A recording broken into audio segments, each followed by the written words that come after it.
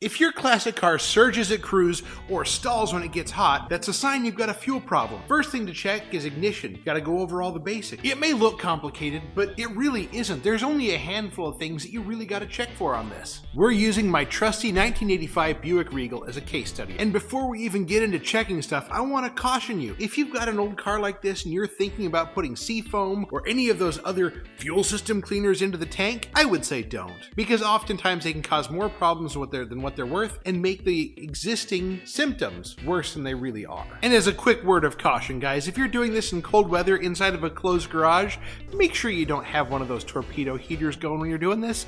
I don't want you to blow up your garage. So where do you start diagnosing this thing? The answer is simple. You start at the fuel filter. This is a Rochester QJet, the QJet.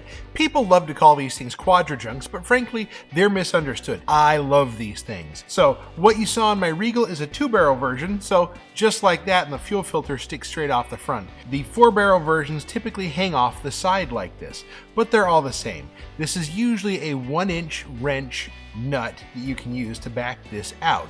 And when you back it out all the way, you're going to find that there's a lot of threads. There's a paper filter in here as well as a spring. Don't lose the spring. Believe me, I've actually had an instance where it popped out and got lost on the greasy intake manifold. Now, this filter, fuel flows in from the inlet here, and then it goes through the filter media and to the fuel bowl for the rest of the carburetor to use. Now, when you use these, when you pull one of these out, and if it's all pushed out, that's a good sign that it's plugged to no end. And you can always cut one of these open and peel it back and look at the junk that it's collecting. I do that pretty regularly when I'm replacing these. This one hasn't been used, and I can look down the middle and see that it's pretty clean. But if you're ever concerned, just change one of these out. It's less than $5. It is easy peace of mind and usually makes the car run better. So, first step, fuel filter. If you don't have one at the carburetor, check in line for a fuel filter. Usually the common plastic ones that you can see into are common. They also come in a metal variety, but the point is, check the fuel filter first. As a matter of fact, this little guy right here is responsible for more drivability problems than I think I've ever seen. If the car is surging, that means it's going lean and it's a pain in the butt to drive. But changing the fuel filter is likely going to get rid of that because now fuel can flow like it's supposed to. Now, if you're concerned that the fuel pump itself may not be pumping, while you're in there changing the fuel filter, grab a friend. Take a piece of 3/8 hose or whatever appropriate size. They came in different sizes throughout a lot of years. Put it over the end of the hose after the mechanical fuel pump, run it into a gas can, and have an assistant crank the end filter. While it's cranking over, you'll be able to see the fuel pump going spurt, spurt, spurt, spurt, spurt. That's a good sign the fuel pump is working. Now, there's a lot of people that say, oh, it's supposed to be able to fill that up in less than a minute or 30 seconds or whatever. Odds are, if you're getting pretty healthy spurts, that's a good indication the fuel pump itself probably just fine. So you did the crank test where you saw the gas come out of the end of the hose and making sure that the fuel pump is working. And if you're getting an acceptable amount of fuel, but the car is still running crappy and surging at speeds and it's not the filter because you just replaced that, what else could it be? There's two things that can contribute to this. For example, if you run the car, if you go get gas and you undo the gas cap and it goes and breathes in good and heavy, that's a sign that your fuel tank vent is clogged and air isn't allowed to come in as fuel is leaving the tank. What that does is that it makes harder for fuel to leave the gas tank to get to the carburetor. If it's harder to get to the carburetor, the pump has to work harder, and it contributes to a lean condition and makes the car surge with every pump that the fuel pump makes. If you found this helpful, please subscribe for more tech tips that'll help save you time and money. Let's just say you did the fuel pump test, and it seemed like there was an awful lot of air in the mix. No, we don't want to emulsify the fuel in the fuel line. We want to do that in the carburetor. So if you're getting a lot of air entrapment in the gasoline before it even gets to the carburetor, what's the heck's going on here? You can have cracked fuel lines and not necessarily have a leak.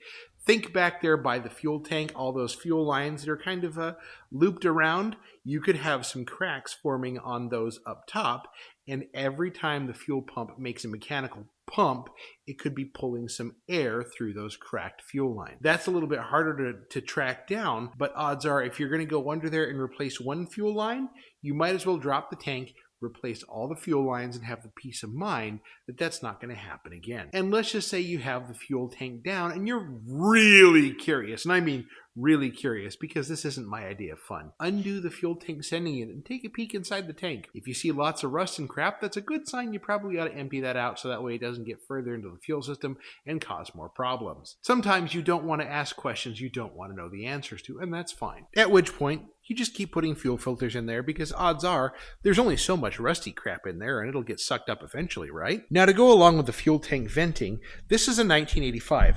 It has a charcoal canister down here. That's part of the fuel venting system. And what that means is that if the charcoal canister has some issues with the line that runs all the way back to the tank, it could be plugged. That could be contributing to your, getting a whoosh when you undo the gas cap. That could be a problem. This is especially the case if your car runs hot or you're one of those people that likes to run a 195 thermostat. If your car is hard to start when it's hot or gets up to temperature you've been driving for a significant length of time and starts to develop drivability problems that weren't there just after it warmed up, that could be a sign that you're boiling the fuel in the fuel system. Modern ethanol fuels have an issue where the ethanol tends to boil out sooner and causes all sorts of problems. Remember the old vapor lock trick with clothespins on the fuel lines from years ago? Yeah, that doesn't really work here. The quick fix that you can try just to prove things is to run an ethanol-free fuel. And frankly, with old cars, they ought to be running ethanol-free anyways because they just run better. The carburetors are happier, the fuel system rubbers are happier, but I digress. If switching to an ethanol-free fuel reduces or even fixes the vapor lock issues that you're experiencing, that's a good sign that you've probably got some overheating in the fuel lines that can be addressed. But it's completely worth checking the run of the fuel line along the frame, especially where it runs near hot things, and making sure that it didn't get accidentally snagged on something who knows how long ago and is now too close to something that's far hotter than it should be for gasoline to be traveling in it. Okay, let's say that running ethanol-free fuel just isn't in the cards for where you're at. How do you minimize that? Well, there's a lot of things you can do. Carburetor spacers, you can get them out of phenolic, aluminum, any of those sizes. But oftentimes the original equipment guys used a big, thick, squishy fiber gasket. That was to help isolate the carburetor from the heat of the intake manifold. Yes, the carburetor still gets heat soaked, but it helps minimize it. That can help reduce or eliminate the boiling or fuel vapor lock in the carburetor. Because, believe it or not, I've had issues with G-bodies in their stock form with a stockish style QJet and ethanol fuels. The ethanol boils off too quickly, causes all sorts of problems. It is an absolute mess to drive. Adding an isolator to the carburetor did make a difference. Did it completely fix the problem? No, but it at least pointed me in the right direction using parts I had on hand to try something. Now, if you've checked all those things and it's still running poorly, it may be time to open up the carburetor and give it a once-over, a thorough rebuild, and make sure that the passages are clean and clear like they're supposed to be. But that's a story for another day. But I want to hear from you. What's the strangest fuel fix you've ever seen someone attempt? Presumably they thought it worked. Clothespins is the one for me. Seen that out in the wild. Anyways, guys, thanks for watching. If you like this video, check this one out over here. I know you'll like that one too.